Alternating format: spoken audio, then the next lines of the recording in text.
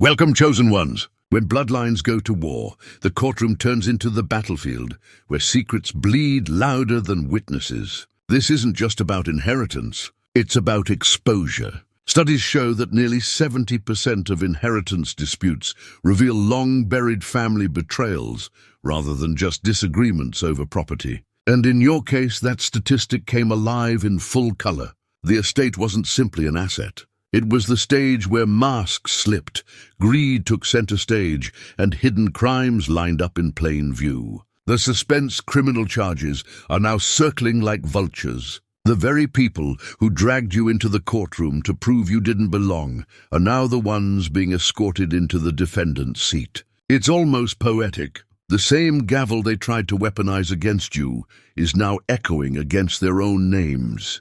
And let's be honest, if family drama was a sport, it was just qualified for the Olympic Games. What started as who gets what spiraled into a full-blown saga that even Netflix would reject for being too unbelievable. Yet here you are, not only walking away with your rightful inheritance, but watching their carefully built empire crumble under the weight of their own lies. This case wasn't just won. It was survived. It was exposed. And now, with criminal charges loading, the world is about to learn what you already knew. You weren't just fighting for property. You were fighting for truth, and truth doesn't lose. Number one, winning the case wasn't just about money. It was about identity. Winning this inheritance case was never just about money. It was about your identity, the very core of who you are and where you come from. The courtroom wasn't just a place where documents were read and signatures were checked. It became the place where your existence was put on trial. They weren't only fighting to keep land or assets from you. They were trying to erase your name from the family story, as if you were an unwanted footnote. That's why your victory stings them so deeply. It wasn't the dollars that cut them. It was the undeniable proof that you belonged, and that no amount of lies or manipulation could remove you. The truth is, inheritance battles are rarely about estates. They're about recognition. They're about who gets to claim legitimacy and who gets cast out as if they were never part of the bloodline. And you saw that play out in real time. Every insult, every side-eye, every attempt to paint you as undeserving was an attempt to say you don't matter. But when the judge ruled in your favor, it wasn't just a legal win. It was the universe stamping a seal of acknowledgement on your life. What makes this so powerful is that your enemies weren't only fighting for property. They were fighting to protect the false image they built of themselves as the rightful heirs. If you had lost, they could have gone on pretending that history was exactly the way they told it. They could have kept pretending that you were the outsider, but your win destroyed that narrative. Suddenly, all the whispers they spread about you being less than collapsed under the weight of the verdict. They couldn't erase you. They couldn't rewrite you. They couldn't bury you under their lies. That's why the case felt so much bigger than a courtroom battle.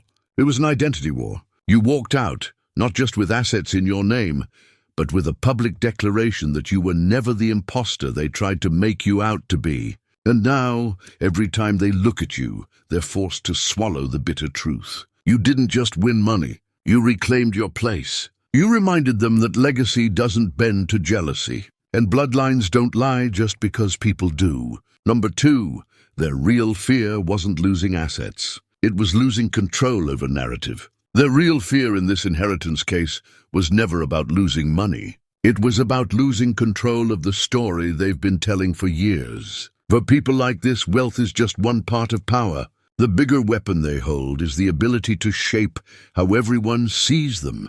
The family's pillars, the responsible ones, the rightful heirs. When you stepped into that courtroom and fought back, you didn't just challenge their wallets. You challenged the carefully polished image they've been hiding behind. That's why their anger is so raw. It's not just that you received what was rightfully yours, but that your victory forced the truth into public record. Before this case, they could manipulate the story in private.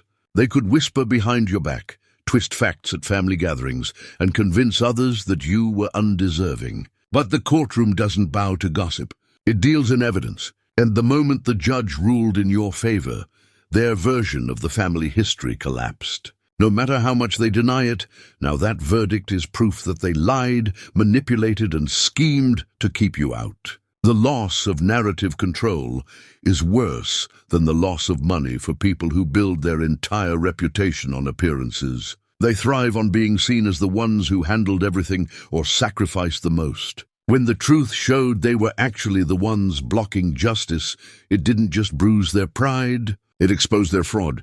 Suddenly, all the relatives and onlookers who once believed their Polish stories started asking questions. If they lied about you, what else have they been lying about? That suspicion spreads faster than wildfire, and it shakes the foundation they worked so hard to protect. Your win became their public unmasking. They can't spin this into another story of you being unworthy, because the law itself shut their mouths. And that's the real wound they can't heal from. It's not the property, the land, or the money. It's the fact that their power to dictate the narrative is gone. You didn't just collect an inheritance. You ripped away their illusion of control. And in doing so, you force them to face what terrifies them most, a truth they can no longer bury. Number 3, the criminal charges are karma in legal clothing. The criminal charges surfacing after your inheritance case are not random. They are the natural fallout of everything they tried to bury. People love to talk about coincidence, but there's nothing coincidental about the way corruption, greed, and deceit eventually circle back on those who practice them. What they plotted against you in secret has been dragged out into the open, and now the very system they thought would crush you is turning its spotlight on them. It's almost poetic. The courtroom that was meant to humiliate you has become the place where their own actions are finally catching up with them. When people fight dirty in inheritance battles, they often expose more than they intended. In trying to prove you didn't belong, they overstepped. They forged documents, lied under oath, twisted facts, and left trails they never expected anyone to follow. The irony is that if they had simply left you alone, none of these skeletons would have been unearthed. But greed is impatient, and desperation makes people sloppy. Every false move they made in their attempt to block you has now become evidence in a case against them. The deeper truth here is that the justice system has a way of mirroring spiritual law. What you put out into the world finds its way back to you, and sometimes it comes back dressed as charges, subpoenas, and indictments. These individuals thought they could use the courts as a weapon against you, but instead, the courts became the mirror reflecting their own crimes. They dug a pit for you and ended up trapped inside it themselves. This is why the news of charges being prepared shakes them more than the loss of inheritance itself. Losing money stings, but losing freedom terrifies. They can explain away losing an estate with excuses, but they cannot explain away criminal charges that follow them wherever they go. Their names, once used to intimidate you, are now being whispered with suspicion. Their power is crumbling, not because you attacked them, but because the truth they tried to bury is now refusing to stay quiet. What this proves is simple. Justice doesn't always move fast, but it moves. And when it arrives, it doesn't knock politely. It breaks down the door. That's what's happening now. Their downfall isn't delayed karma. It's accountability arriving right on schedule. Number 4, the inheritance was the test. The trial was the trap. They believed the inheritance battle was going to be your downfall. To them, dragging you into court was a strategy, a way to exhaust your spirit, drain your resources, and humiliate you in front of everyone. They were convinced that once you were cornered by paperwork, lawyers, and endless hearings, you'd fold under the pressure. What they didn't realize was that the inheritance itself was never the true test for you. It was the trial that revealed who was really worthy and who was rotten to the core. The courtroom became the stage where masks cracked. What they thought would expose your weakness instead revealed their greed, their lies, and their lack of integrity. You showed up steady, even when the weight of the case tried to break you. They showed up desperate, and desperation always leaves evidence. Every false statement, every manipulative tactic, every exaggerated performance only made it clearer that they weren't protecting a legacy. They were trying to protect their illusions. That's what makes this so powerful. The trial flipped. It stopped being about you proving your worth and became about them proving their corruption. They thought the court would spotlight your supposed flaws, but the light turned on them, and what was revealed couldn't be hidden again. They failed the test they didn't even realize they were taking. The inheritance case exposed how far they would go to try and erase exactly who they really were. The trap they set for you became the pit they fell into themselves. The harder they tried to discredit you, the more they discredited themselves. What was meant to be your public humiliation became their public exposure. And that's why your victory cuts so deep. Because it's not just about what you gained, but about what they lost. The illusion of power, the control over narrative, and the false sense of untouchability. At the end of the day, the inheritance was just property. The trial, however, was revelation. And while they were busy celebrating what they thought would be your breaking point, they walked straight into their own downfall. They didn't just lose the case, they failed the test. Number 5, every lie they told became evidence against them. Every lie they told in that courtroom ended up circling back as proof against them. They were so consumed with trying to discredit you that they didn't notice they were weaving a net that eventually trapped them. Arrogance does that. It blinds people to the holes in their own story.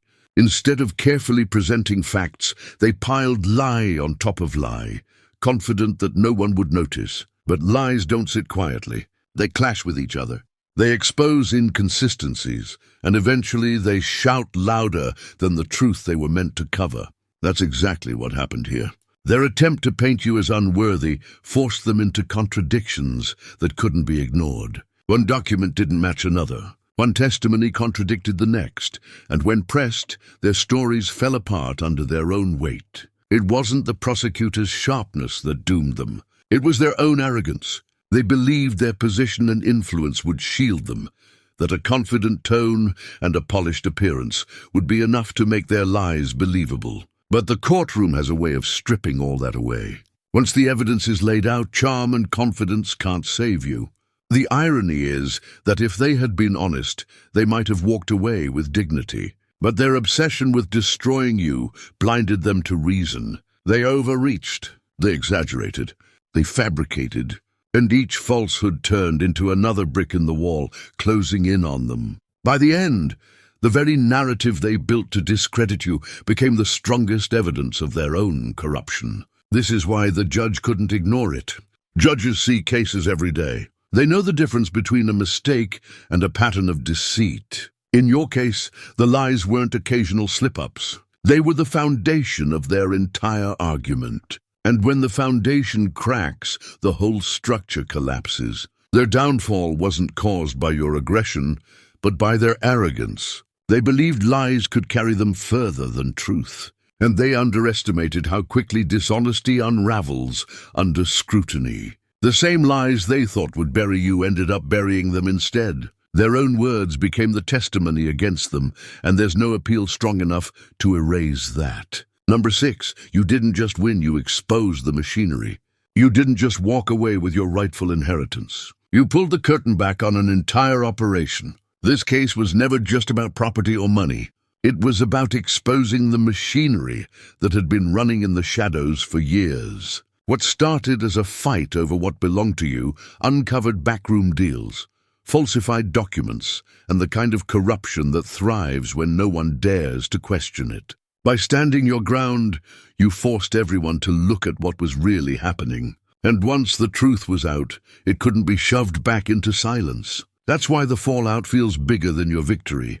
Courts don't ask about crimes unless something smells rotten and you gave them more than a whiff. You gave them proof. The question shifted from who inherits this estate to who's been breaking the law to manipulate it.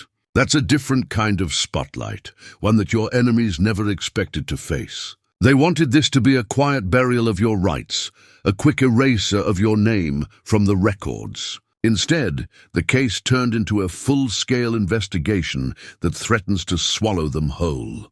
What makes this powerful is how your win revealed that the corruption wasn't random.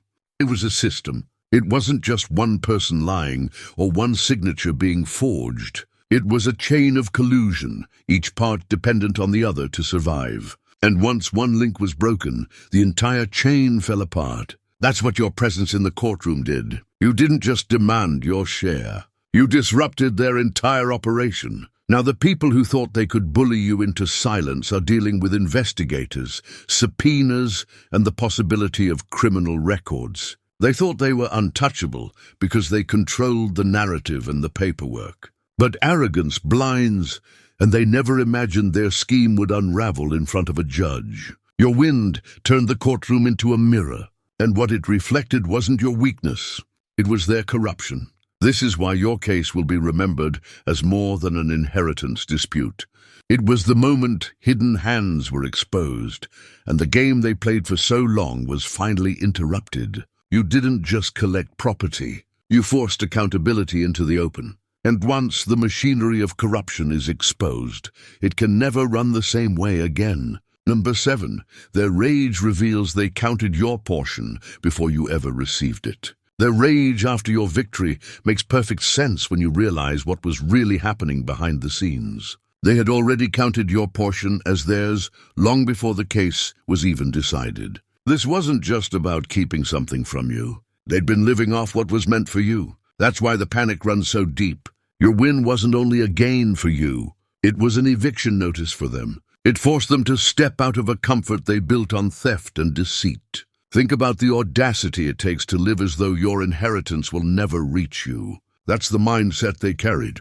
They spent the money, built their lives, and carried themselves as if you didn't exist. To them, you were already erased, and your portion was just another extension of their entitlement. But when the verdict flipped the script, it wasn't just about losing assets. It was about being exposed as people who had been eating from a table that was never set for them. This is why their fury feels unhinged. It's not the ordinary frustration of losing a case. It's the panic of being cut off from stolen benefits. They weren't prepared to adjust because they had grown comfortable off your silence, off your exclusion, off your supposed defeat. And when you disrupted that arrangement, you didn't just reclaim your place. You dismantled their lifestyle. Their anger is a cover for their fear, because deep down, they know they'll never taste that kind of stolen ease again. What your victory revealed is that their greed was never about future possession.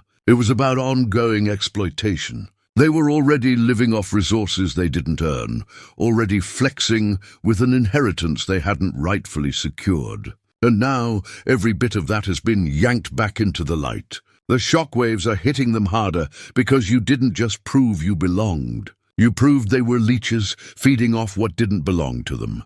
That's why your win feels like a demolition to them. It stripped away not only their access to your portion, but the illusion that they were rightful heirs. Your victory forced them out of stolen comfort and back into reality. And for people who built their identity on lies, reality is the harshest eviction notice of all. Number 8, the judge saw through the polished masks. The judge saw straight through the polished masks your opponents tried to wear.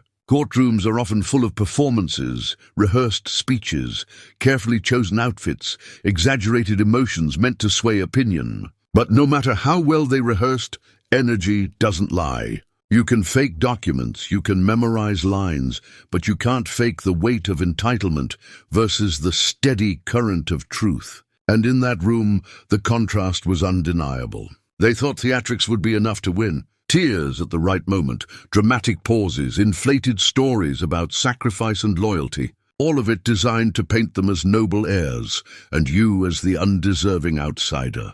But what they underestimated was the intuition that comes with authority. Judges aren't strangers to performance. They see it every single day. They know when someone is telling their truth and when someone is scrambling to protect a lie. And in your case, the difference was glaring. The judge picked up on what words couldn't cover, the desperation in their delivery, the cracks in their stories, the way greed leaked out no matter how hard they tried to hide it. By contrast, your stance wasn't decorated with theatrics. You didn't need to play a role because the truth didn't require a costume. That authenticity cut through their performance in ways they couldn't compete with. The irony is that the very masks they believed would protect them became the reason for their undoing. The judge saw right through the shine and polish, down to the arrogance that sat underneath. And when entitlement stands next to truth, entitlement always loses its shine. This is why the verdict carried so much weight. It wasn't just about evidence on paper. It was about credibility and spirit. The court recognized that what they were pushing was not justice but performance, not fairness but manipulation. And while they may have convinced others with their masks for years, the courtroom became the place where those masks finally cracked. In the end, the judge didn't rule in your favor because truth has a resonance that no performance can mimic. And once it was felt, no polished mask could hide the emptiness behind their words. Number 9, the case proved blood doesn't always mean family. This case proved once and for all that blood doesn't always mean family. The people who should have stood with you were the very ones trying to bury you, not just in paperwork but in shame and exclusion. An inheritance fight has a way of stripping away all the polite masks. And what it revealed here was brutal.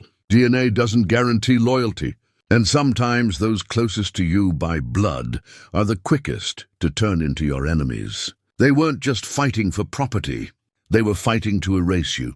And that's the kind of betrayal that cuts deeper than any financial loss ever could. Because it's one thing for strangers to oppose you, but it's another level of cruelty when people who share your lineage decide that their comfort, greed, and image matter more than your rightful place. They didn't care about fairness. They cared about control. And in their eyes, your existence was a threat to the narrative they wanted to maintain. But here's the truth the case made impossible to ignore. Family isn't defined by who shares your last name or your DNA. Family is defined by who stands up for you when it counts. When the courtroom became a battlefield, none of them fought for you. None of them defended you. Instead, they tried to bury you under lies. And yet truth stood taller than all of them. The victory you walked away with wasn't handed to you by family support. It was forged by resilience, evidence, and the weight of justice itself. That revelation is both painful and liberating. Painful because it forces you to accept that those you expected loyalty from chose betrayal instead. Liberating because it frees you from the illusion that blood automatically equals love. The case ripped off the veil and showed you who really belongs in your corner. And it wasn't them. In the end, your inheritance wasn't just property. It was clarity. It showed you who was truly for you and who was against you. Even if they carried the same bloodline, family didn't carry you through this. Truth did. And that truth is what makes your victory even more powerful. They tried to bury you because they feared your rise. But the very thing they feared is exactly what happened. You rose anyway. Number 10. You survived psychological warfare, not just legal battles. You didn't just survive a legal case. You endured psychological warfare that was designed to break you long before the judge made a ruling. The sleepless nights weren't accidents. They were the result of relentless stress they intentionally created to wear you down. Every whisper campaign, every character assassination, every attempt to make you doubt yourself was part of a strategy. They wanted you so mentally exhausted that you would either give up or make mistakes that would hand them the victory. But you didn't crack. You stood through the storm even when your mind was under siege. That's what makes your win so much more powerful. It wasn't just about showing up in court with evidence. It was about showing up intact after everything they threw at you outside those walls. People underestimate how brutal these battles are because the damage isn't always visible. You can't always show receipts for sleepless nights or scars from being smeared in the community. But the truth is, the mental attacks were more vicious than the legal arguments. They were trying to break your spirit before they ever faced you in front of a judge. The smear campaigns were particularly cruel. They knew they couldn't erase you from the record, so they tried to erase your reputation instead. They tried to turn people against you, to isolate you, to make you look unstable or unworthy in the eyes of others. That was their silent weapon, not the lawyer's brief, but the steady drip of poison into the ears of anyone who would listen. And yet, none of that stopped you. You walked into that courtroom carrying scars they hoped would silence you, and you turned them into strength instead. That's why your victory cut so much deeper than a legal win. You didn't just beat them with documents and arguments. You beat them by refusing to collapse under their psychological warfare. You showed them that no smear was strong enough to distort the truth, no rumor powerful enough to block justice, no sleepless night enough to rob you of your fight. Winning in court was the final step, but the real triumph happened long before the verdict, when you survived their attempts to destroy your mind and stood unshaken. That's a strength no lawyer can manufacture and no enemy can erase. Number 11, their criminal charges prove evil always overplays its hand. Their criminal charges are the clearest proof that evil always overplays its hand. If they had swallowed their pride and simply let you walk away with what was yours, the law might never have looked in their direction. They could have continued hiding behind their polished reputations, their false smiles, and their carefully managed lies. But greed doesn't know when to stop. It pushes people beyond reason, and in trying to take everything from you, they ended up exposing everything about themselves. That's the thing about corruption. It thrives in the dark, but it always crumbles when dragged into the light. By pushing the case further than it ever needed to go, they gave investigators, judges, and even bystanders a front-row seat to their schemes. Every forged paper, every twisted testimony, every underhanded maneuver was laid bare. And once those pieces were on the table, it was no longer just a family dispute. It became a question of law and accountability, something far bigger than their greedy intentions. What makes this so striking is how avoidable their downfall was. They weren't forced into this exposure. They chose it. In their arrogance, they thought they could outsmart the system, the same way they tried to outsmart you. But the harder they pressed, the more mistakes they made. Their recklessness left trails. Their lies contradicted one another, and their entitlement made them careless. Instead of walking away quietly with what was legitimately theirs, they risked everything in their obsession to strip you of yours. That obsession became the very rope they used to hang themselves. Now the irony is brutal. The inheritance they fought so viciously to keep out of your hands will never feel the same in theirs, because their names are now tied to criminal charges. They thought they were untouchable, that the law was just another stage where they could perform and win. But law doesn't bend forever, and when it breaks against the very people who abuse it most. Your win wasn't just about reclaiming what belonged to you. It was about letting their greed destroy them from the inside out. By refusing to let go of their schemes, they sealed their own fate. Evil never knows when to quit, and that's why it always collapses under the weight of its own excess. Number 12, what you inherited wasn't just property. It was vindication. What you inherited went far beyond houses, land, or money. Material possessions can be measured, counted, and even stolen. But the true prize you claimed was vindication. Every argument you made, every piece of evidence you presented, and every moment you stood firm in that courtroom wasn't just about securing an estate. It was about proving your worth in a way that no one could dispute. Your victory validated your place, not just in the legal sense, but in the moral and personal sense as well. It confirmed that all the attempts to discredit you, to erase you, and to convince the world you were undeserving had failed. That kind of vindication is rare. It reaches deeper than money ever could, because it touches the very core of identity and dignity. The courtroom didn't just return your inheritance. It returned your name, your reputation, and the acknowledgement of your rightful place. People can try to steal property, twist stories, or manipulate perceptions. But once the law publicly affirms your truth, it becomes impossible for anyone to rewrite history in their favor. That acknowledgement is permanent, and it carries weight far beyond the estate itself. The significance of this victory extends across generations. When your name is cleared and your rights are recognized, you're not just healing yourself. You're healing the legacy that comes after you. Future family members, your children, and even those who come long after will inherit the proof that standing firm against injustice works, that integrity is recognized, and that the truth has power that no one can take away. Material wealth can vanish, but the record of your vindication, the story of your triumph, remains untouchable. This inheritance case wasn't just a financial win. It was an act of reclamation. It erased years of manipulation and deceit aimed at undermining you.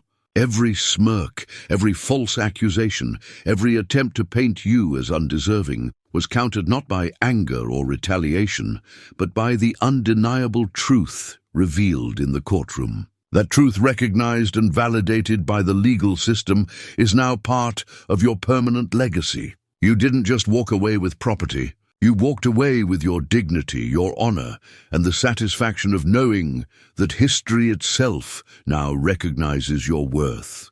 No one can repossess that. No one can challenge it without exposing themselves. And that is the real inheritance, the kind that lasts forever. Number 13, your victory forces others to question their own silence. Your victory didn't just affect the people who opposed you. It sent a shockwave through everyone who stayed silent while you fought.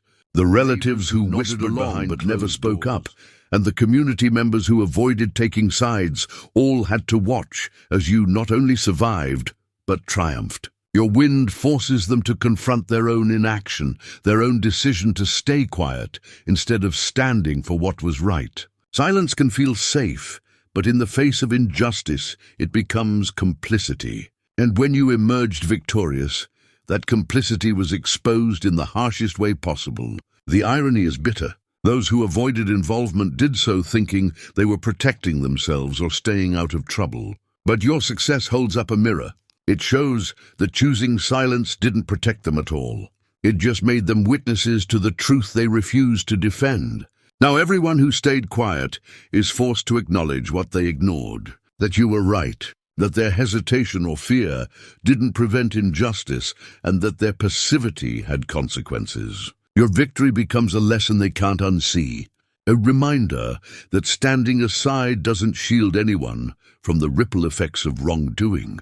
This effect is almost as powerful as the court ruling itself. While the judge's decision legally restored what was yours, the social reckoning is just as significant. It exposes not only your enemies, but the cowardice of those who watched from the sidelines. They may try to rationalize their silence, but deep down, they know the truth. You fought when they wouldn't, and you won when they hoped to stay safe by avoiding involvement. Your triumph is a quiet indictment of inaction. It proves that truth doesn't need an army, it only needs resolve. And by standing firm, you forced others to reconsider their own choices, their own morals, and their own willingness to confront injustice. Your victory resonates beyond the courtroom, reshaping the way everyone who observed the battle will see courage, responsibility, and the consequences of staying silent in the face of wrongdoing. In the end, your win doesn't just reclaim what's yours.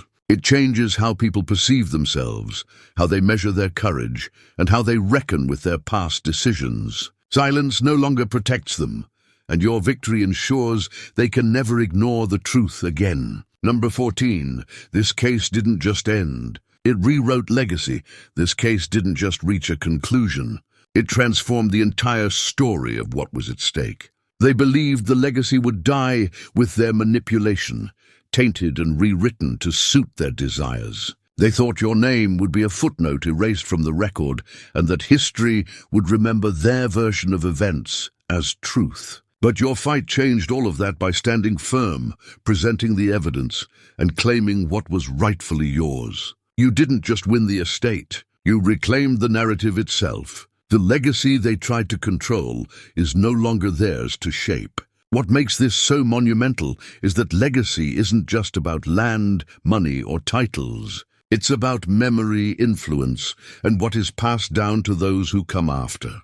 By securing your inheritance, you secured your place in that history. You turned what could have been a story of corruption, greed, and betrayal into a story of courage, perseverance, and undeniable truth. Future generations won't look back and see a scandal. They'll see a battle where justice finally reclaimed its pen and wrote the truth in bold letters. Your victory doesn't just reflect on the present. It sets the tone for decades to come. The same names that tried to dominate the story, manipulate the system, and silence you are now the ones who will be remembered for their failure. Your name, on the other hand, is forever linked with resilience and the reclaiming of what is right. That's the kind of inheritance no court document can fully capture because it lives in the way people remember, teach, and honor the story. The rewriting of legacy is profound because it shifts power, recognition, and moral authority. They may have thought that control over property and narrative could secure their place in history, but the truth they tried to bury cannot be erased. Your fight ensures that the chapter bearing your name is one of triumph, justice, and vindication. What they feared would be a scandal became a record of courage, and what they tried to suppress became the very testament of your victory. In the end, the inheritance wasn't just about assets. It was about restoring the story, rewriting history, and engraving your name permanently into the legacy that matters most, the truth. In the end, your victory in this inheritance case wasn't just about property, money, or legal documents. It was a triumph of truth over deception, courage over cowardice, and justice over greed.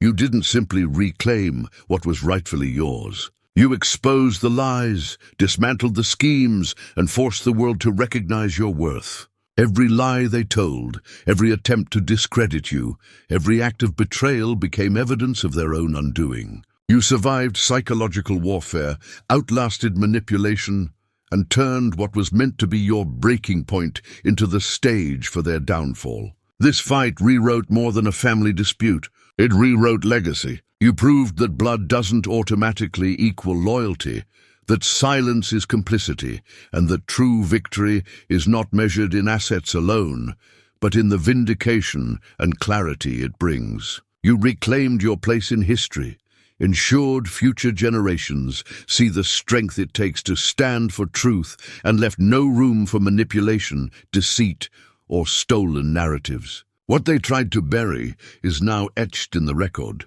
Your perseverance, your courage, and your unshakable resolve. And the most extraordinary part, their greed and arrogance didn't just fail. It became their own trap. Criminal charges are looming, their schemes exposed, and the narrative they thought they controlled is now firmly in your hands. This victory is proof that the system bends toward truth, and that when someone refuses to be erased, even the most powerful schemes crumble. So today, you don't just walk away with your inheritance. You walk away with your dignity intact, your name cleared, and a legacy rewritten in your honor. This is a triumph that no one can take from you, a vindication that will echo far beyond the courtroom, and a testament to the power of truth, standing tall against deceit. If this story inspired you and showed what it truly means to stand unshakable in the face of betrayal, don't keep it to yourself. Subscribe to the channel so you never miss another powerful story of courage and triumph. Hit that like button to show your support. Leave a comment to share your thoughts or experiences. And share this video with anyone who needs to witness how truth and perseverance always win. Your engagement helps amplify the message and reminds the world that justice, resilience, and courage always matter. God bless you.